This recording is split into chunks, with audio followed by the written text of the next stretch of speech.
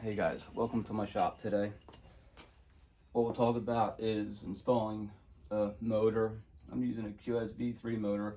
Also, Cromotors are the same. It's a 205 millimeter with a 50 millimeter wide magnet. The important things about installation is going to be your torque arms. What I do is I grind a little piece out. If you can see that, that's for the motor wire. I'll show you in a minute. This also works nice. This is so the motor wire doesn't get cut on your disc rotor bolts. I'm going to show you a close-up of that too soon.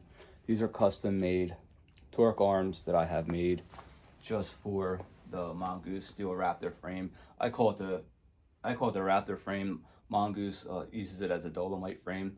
A couple of the manufacturers also use it, but mine is a PK Raptor.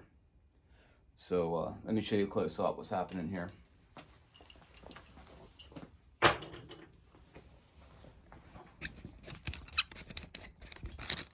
All right, so the QS motor, I'm sure you know what it looks like here. This is the piece here. You have to slide it through. I'll show it to you on the bike. I also had to grind the little edge right here for the bolts, but if you're doing your own installation, you'll have to figure that one out.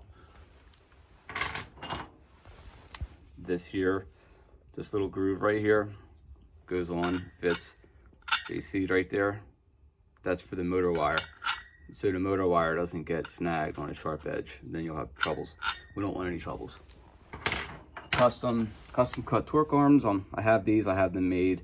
They're about $75, but they're totally worth it. I get two sides. It also is a disc brake reinforcement too. So let's take a look over here, see what I'm doing. Now I have a KTM clone frame coming, but before that happens, I'm gonna build this frame here so I can get my wheels.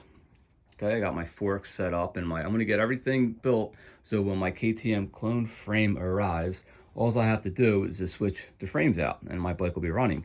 I have a battery compartment. This is also CNC made. That's for the Raptor frame that I had them CNC cut, custom. And okay, so here's your torque arm. Okay, steel. Okay, if you ever change a tire, change a tube, just take pictures before and after so you remember how the pattern goes. I'm gonna put my chain tensioner here, obviously some cranks. And on this side here, I pulled the light over here.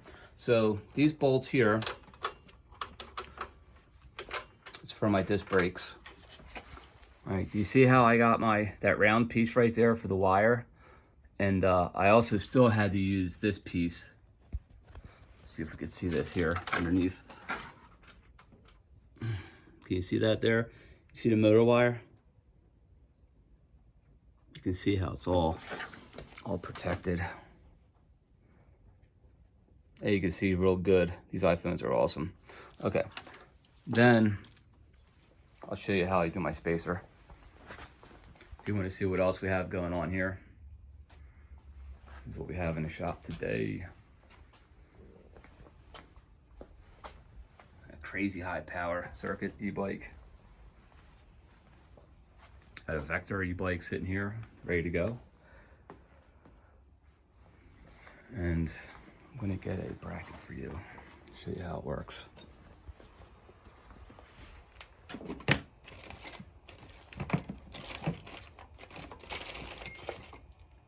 Yeah, this will work right here.